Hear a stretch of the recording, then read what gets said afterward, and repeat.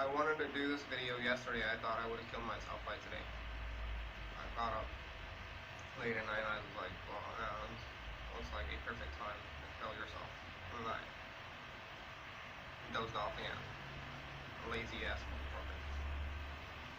And I still come in and I'm like, well, whatever these nightmares are, I can only end if I kill myself. You know, this Ramla abusing, wearing my foreskin on her face, you know. Trying to claim the Aryan race is Orion, when it's not. I'll tell you what happened when Brahma claimed that he created Mount Kailash and all the other mountains like Nanda Devi and all that stuff. It didn't agree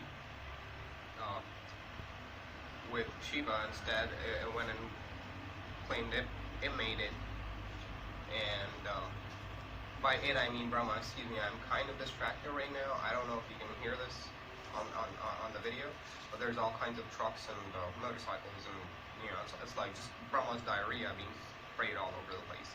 So, excuse me for that. So Brahma went and claimed in front of Shivas that, or Brahmins went and claimed in front of Shivas that Brahma made Kailash. Brahma made Nanda Devi. And they laughed at them. They're like, are you out of your mind? I know you've got this Brahman concept, but Brahman is actually Shiva, the intangible, absolute formless reality. Absolute formless reality. Excuse me. This necromancy shit has sort of degraded, because I'm being accused of being involved in necromancy, and then they have this astral parasite fucking Ramla Sabyuddin that's literally showing while I'm sitting with my eyes open, and it's not physically here, and she's making all these fucking sexual suggestions, and Shiva sort of led me to this whole thing, you know, foreskins and circumcision, and what do you think this is? Why Shiva married LeBron's daughter? He did that. So I was supposed to do this video yesterday, but I was like, well, fuck yeah, I'm gonna deprive them of this privilege. I won't even make this video and upload it, although no one's watching it. No one's watching my videos, but I'm like, well, if no one's watching it, I might as well, you know, not try to build more value for yourself, because that's what they think. You're trying to create demand for yourself. You're trying to create influence for yourself. No, it's something Shiva showed me, so I'm gonna put it out there, you know, because I want to show I don't give a fuck of what people think I believe, because I'm gonna believe it either way. I don't care if you don't like it. If I stand in the street and curse out your Prophet Muhammad and call him hermaphroditus or Mohini or gay, I don't care. If I have to do it, I have to do it. If Shiva tells me to do it, I will do it. Again, point is, when Brahmins claimed that Brahma created the universe and Mount Kailash, which in Greek myths is called Mount Olympus, Mount Olympus, and in other legends, in other cultures, it has other names. So, Shivas laughed at it. Shivas were like, well, that's not true. So the Brahmins went and constructed the pyramids of Giza,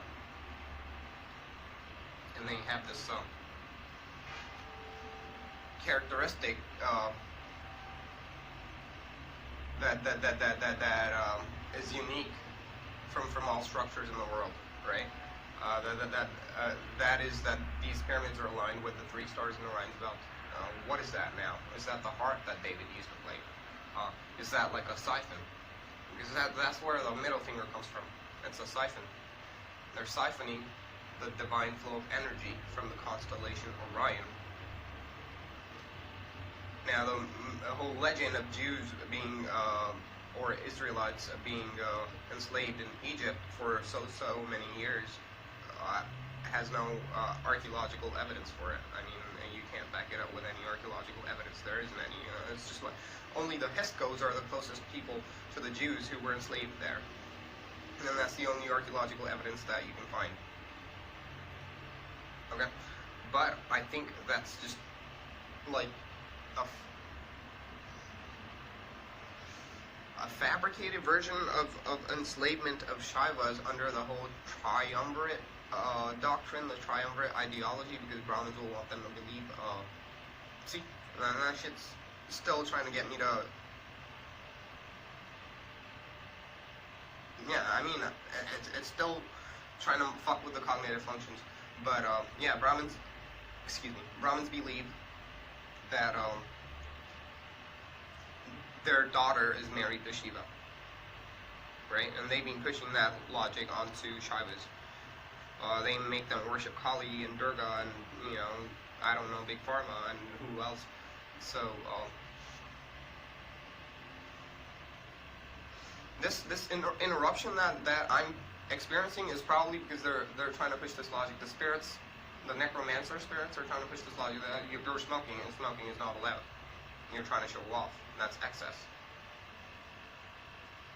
And that only started to happen after this bitch Rama Sabiadin mounted my dick and secretly just collected reproductive fluids from my dad's corpse to make a child for herself because I refused to give her one.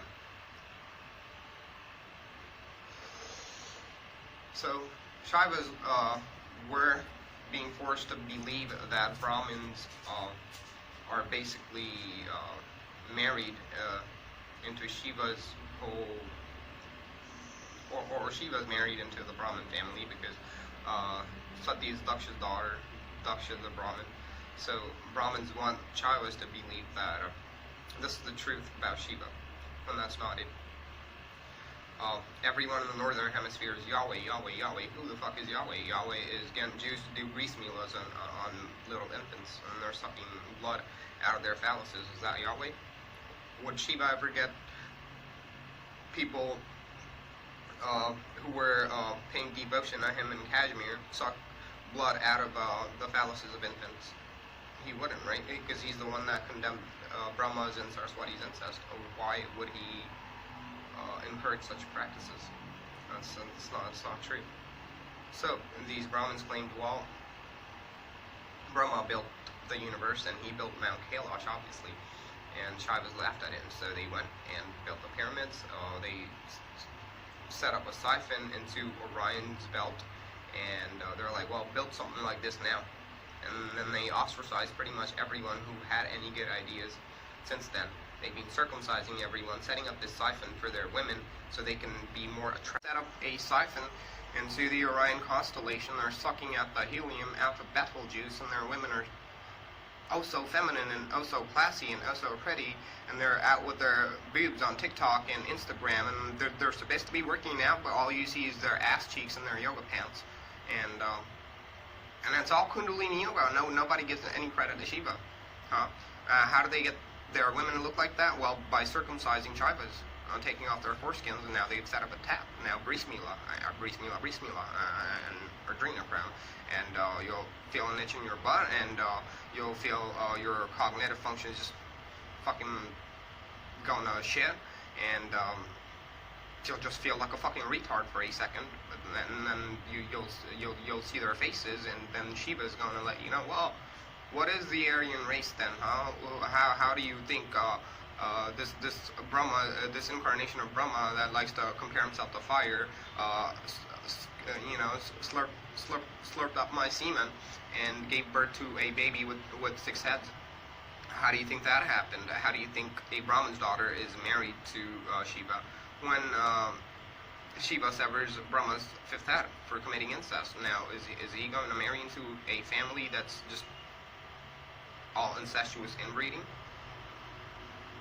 Like Cain marries, obviously, Adam's daughters. Who else is he going to marry, right?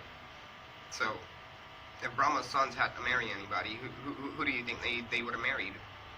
And later in the Vedas, it's like, well, then Pururava marries Urvashi, and Urvashi sort of falls in love with Arjuna. That's all meant to slander the Shaivas, really. Anytime a Brahmin says they married a Shaiva, it's rape. They'll write it first, and they'll keep using all kinds of fucking charms and tricks and whatnot, and when that does not work, it ends up in rape and murder. I'm fucking telling you, man. And that's how they have Pakistan. and that's how the Mauryas lost their empire to Helena Nicator, because who was Helena Nicator? Well, the Zeus crowd. Who's the Zeus crowd? Who's Zeus? Zeus is Deus or something in the Rig Vedas, and that's Brahma. That's Dyaus, something like that. So that's a Rig Vedic deity, and that's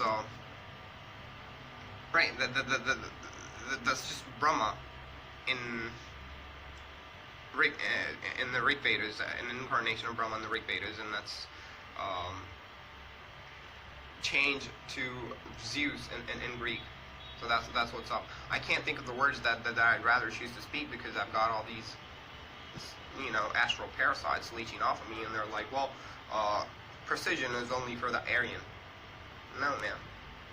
What is the Aryan? The Aryan is black. The Aryan is Saturn. The Aryan is Shani. The Aryan is Chaya's son. The Aryan is Surya's and Chaya's son. Surya is Brahma. Chaya is Saraswati. I'll tell you why. Because Brahma lost his fifth head after he fell in love with Saraswati, his own daughter, his own biological daughter. And Brahma would have thought, well, Saraswati would have been sent to destroy me. And just like that, Surya Dev goes, well, you must have been cheating on me. And she goes, no. Let Shiva explain the whole thing to you. And Shiva goes, yeah, the child is black, and I'm looking after it. And then Jews get enslaved by the Egyptians, right? For 400 years or something. And they have this whole thing with the bris milah and circumcision, and that's all just black culture, right? It's chosen people ending up as slaves at the hands of the pharaohs.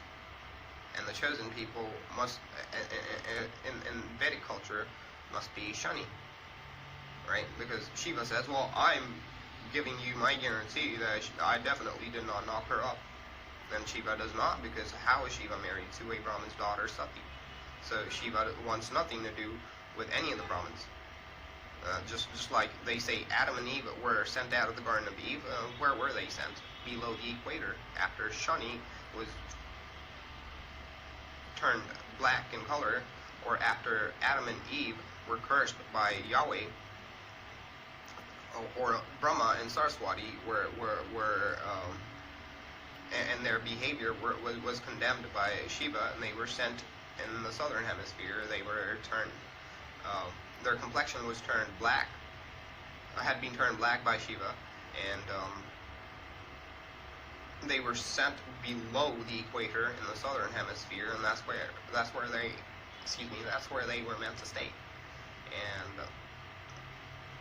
they couldn't comply with those instructions, and they're like, well, no, we gotta appeal this decision. And when Shiva refused, they came up with this culture of hostility and barbarism, where they don't even take little children into consideration. They're like, well, we're gonna take revenge on this child too. We'll make him bleed, and that's the only way we can have peace.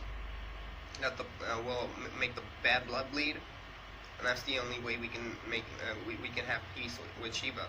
Or else we're just ling worshippers. We're just phallus worshippers. I don't know if you can feel it, but there's a whole lot of weird influence, necromancy influence, that are making me stutter, that are making me stumble on my words and not choose the right words. And I can't be outside of this environment. Well, because homosexuality is good, necromancy is good, and if I don't conform to that idea, and if I don't attribute it to Shiva, well, then I gotta die, and I gotta put up with these Brahmin influences. That'll impose this stuff on me. That'll steal time and energy from me, as child support for the chosen people, Chaya's son, Shani, and his descent. But that's only just Brahma and Saraswati's descent. And they're supposed to be in the southern hemisphere, below the equator, but they want to take over Kashmir.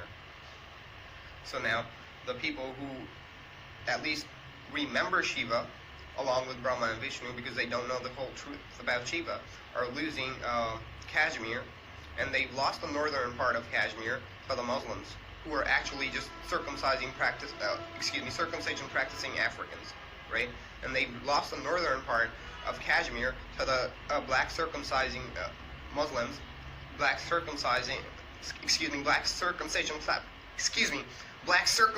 practicing Muslims, is where it's there. All the distractions there. They're trying to get me to speak the way they want me to speak.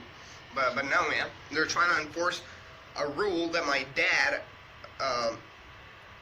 set for me. It wasn't a rule. It was advice. He's like, well, just whatever you gotta read or speak, just speak loud.